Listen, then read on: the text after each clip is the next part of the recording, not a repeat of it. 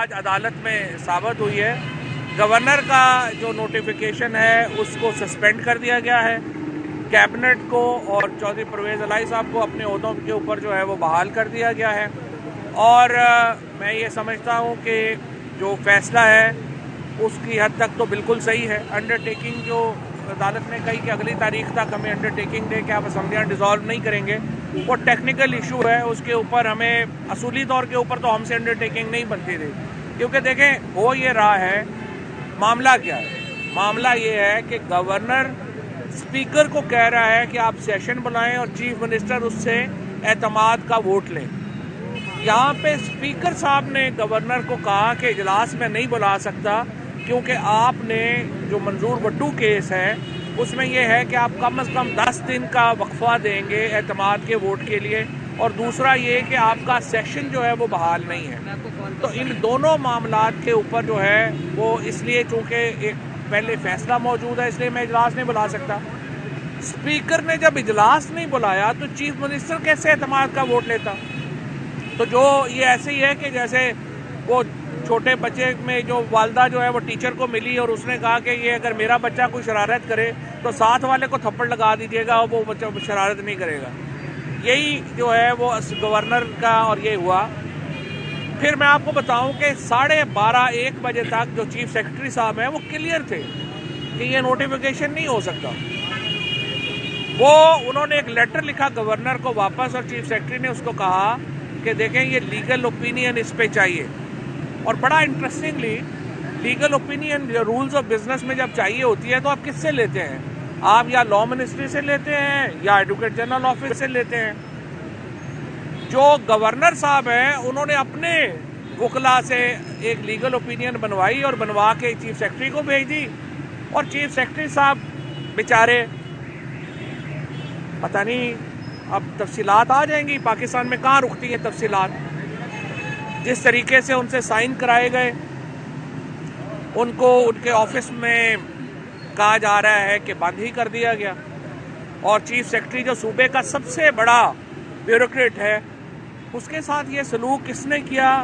Chief secretary साहब को उम्मीद है कि वो आएंगे, बताएंगे कि क्या हुआ, कैसे हुआ और क्या क्यों, किसने उन्हें मजबूर किया कि वो ये नोटिफिकेशन जारी करें कि परवेज़ इलाही वज़ीर आला नहीं रहे।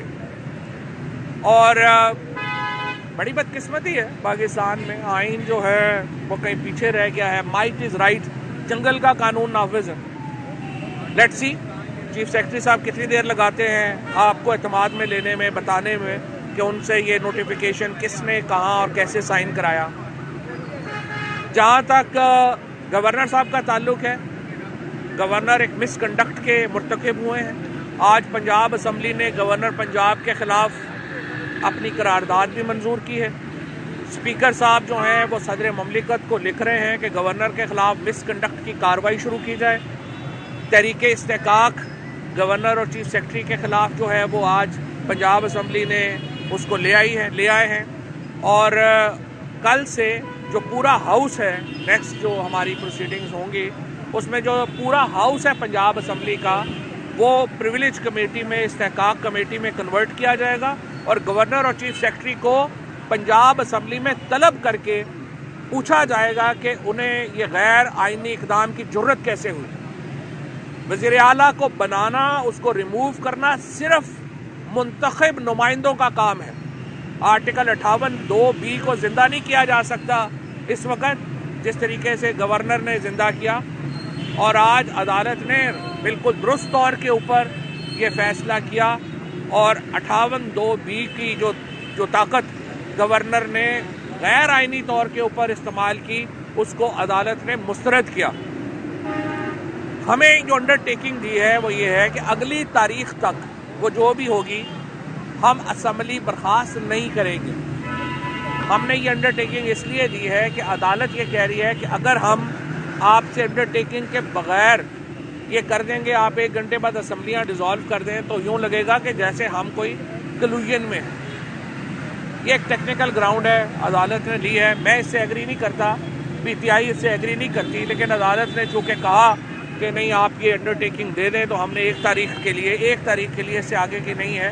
असम्बलियाँ बाहर हाल डिज़ोल्व होनी है।